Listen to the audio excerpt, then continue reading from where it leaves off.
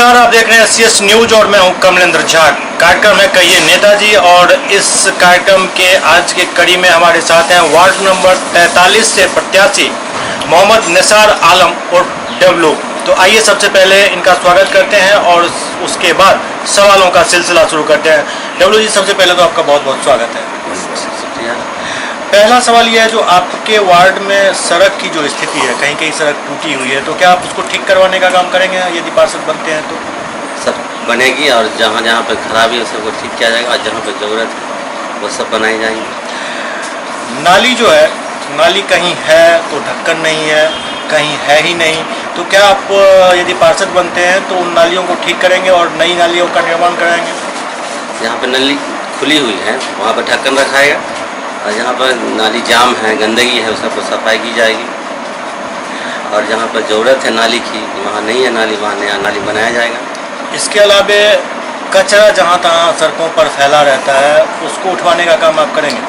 वो तो होता ही रहेगा, पूरा सुबह शाम उसका सफाई होगी और गंदगी कहीं पर नहीं रहना चाहिए।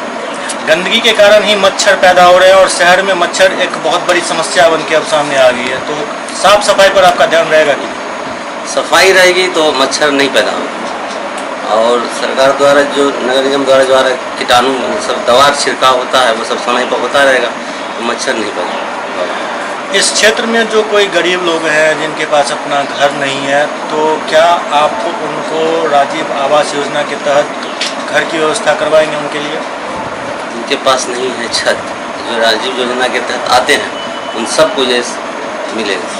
इसके अलावा कुछ लोग ऐसे भी हैं जो BPL की कैटेगरी में नहीं है लेकिन फिर भी वो गरीब है, उनको घर का दिक्कत है, तो उनके लिए एक योजना चल रही है आवास योजना, जिसमें बैंक लोन देती है, उसमें सब्सिडी है सरकार की तरफ से। तो क्या आप चाहेंगे जो उन लोगों को भी मदद मिले जो उनके पास भी अपना घर हो? जो ज़रूरतमंद है उनको मिलना ही चाहिए और जिनका छूटा हुआ है वो सब पूरा हो। इसके अलावा बुजुर्गों के लिए, विकलांगों के लिए, विधवा महिलाओं के लिए पेंशन योजना सरकार की तरफ से चलती है।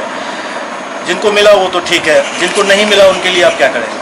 उनको पूरा दिया जाएगा, खोज खोज पर जहाँ छूटा हुआ है उन सब महिलाओं को पूरा किया जाएगा। एक स्थिति ये होती है, जो नेता चुनाव में तो घर घर जाते हैं लेकिन चुनाव जीतने के बाद नज़र नहीं आते हैं। क्या आप अपने जनता के पास चुनाव जीतने के बाद पहुँचते रहेंगे? ये कहना उन लोगों का सही है, मगर हम कोशिश करेंगे कि उनकी सोच को बदलाव करें और जाएंगे घर घर बाद में भी, अगर जनता उस लायक तक हमको पहुंचाते हैं।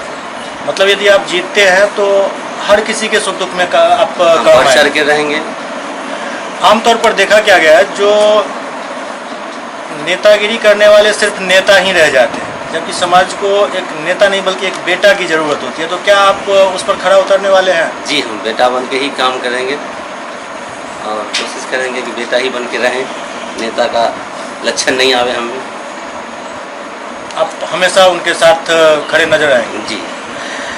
जो लोग ये सोचते हैं जो इस समाज का कुछ नहीं हो सकता, कुछ भला नहीं हो सकता, उनकी सोच आप बदलने का काम करेंगे, इसका भला करेंगे? उसका सोच पूरा बदल जाएगा और मेरा काम उनकी सोच को बदल देगा। काम करने की तमन्ना है अंदर से?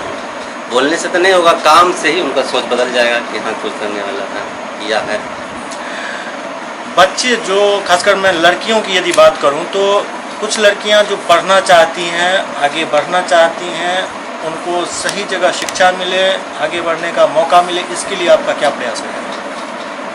अच्छी पढ़ती हैं घर की लड़कियाँ, उससे एक फैमिली पढ़ाई कर बढ़ता है, पूरा परिवार शिक्षित हो जाता है और लड़का में तो लड़के ही रह जाता है।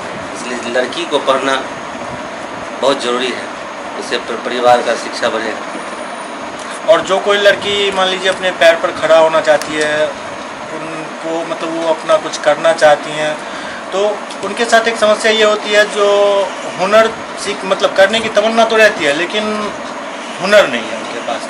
उसके लिए सरकार ने एक योजना चलाई है, प्रधानमंत्री कौशल विकास योजना, जिसमें सिलाई, कढ़ाई, पेंटिंग, ये ब्यूटिशियन का कोर्स, बहुत सारी कोर्स हैं जो लड़कियां कर सकती हैं। तो क्या आप चाहेंगे जो आपके वार्ड की लड़कियां जो कोई इस क्षेत्र में जाना चाहती हैं, आगे बढ़ना चाहती हैं, उनको एक मौका मिले? जी, मिलना चाहिए। हम चाहेंगे कि ऐसा हो और लड़की सब इच्छा के साथ इसमें जाएँ और इसको कुछ आगे महीने की बढ़ा- ट्रेनिंग है, वो ट्रेनिंग करें, डिग्री लें, फिर जी, अपना हाँ। रोजगार करें। कुछ समस्या ऐसी है महिलाओं को लेकर, जो कहीं कहीं आपके वार्ड में ये समस्या है, जो महिलाएं सड़क पर निकलने से कतराती है और सुरक्षा की भावना रहती है, मन में एक डर सा रहता है। तो आपका ये प्रयास रहेगा जो हर महिला अपने आप को सड़क पर सुरक्षित समझे?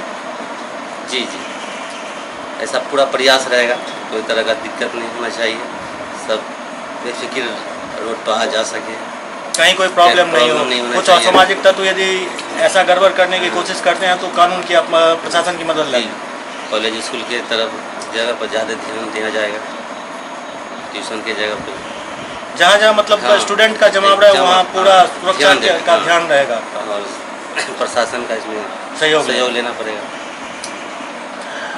असामाजिक तत्व को हटाया जाएगा और समाज में एक अच्छे वातावरण का निर्माण किया जाएगा। जी, अपने क्षेत्र की जनता से आप क्या अपील करना चाहेंगे अपने लिए? मैं अपील यही करना चाहूँगा कि मेरे वार्ड के जितने भी सदस्य हैं सभी हमें अपने कीमती वोट दे के विजय बनावें, और जितने भी बड़े बुजुर्ग, दादा दादी, चाचा चाची और भाई, सभी को मेरा नमस्कार और सलाम है। और मैं मोहम्मद निसार आलम और डब्लू, जिसका भाईजान छाप है, 2 नंबर बटन दबाकर भारी मतों से विजय बनावें। तो ये थे वार्ड नंबर 43 से प्रत्याशी मोहम्मद निसार आलम उर्फ डब्लू, जिनका सीधा सा कहना है जो वो वार्ड में जो भी समस्या है उसके समाधान का पूरा प्रयास करेंगे, और वो नेता बनकर नहीं बल्कि बेटा बनकर अपने क्षेत्र की जनता के सुख दुख में हमेशा साथ रहेंगे। कार्यक्रम का ये नेताजी के इस अंक में अभी इतना ही। अगले अंक में फिर किसी और नेताजी के साथ आपके सामने रहेंगे। तब तक आप देखते रहिए SCS न्यूज। नमस्कार।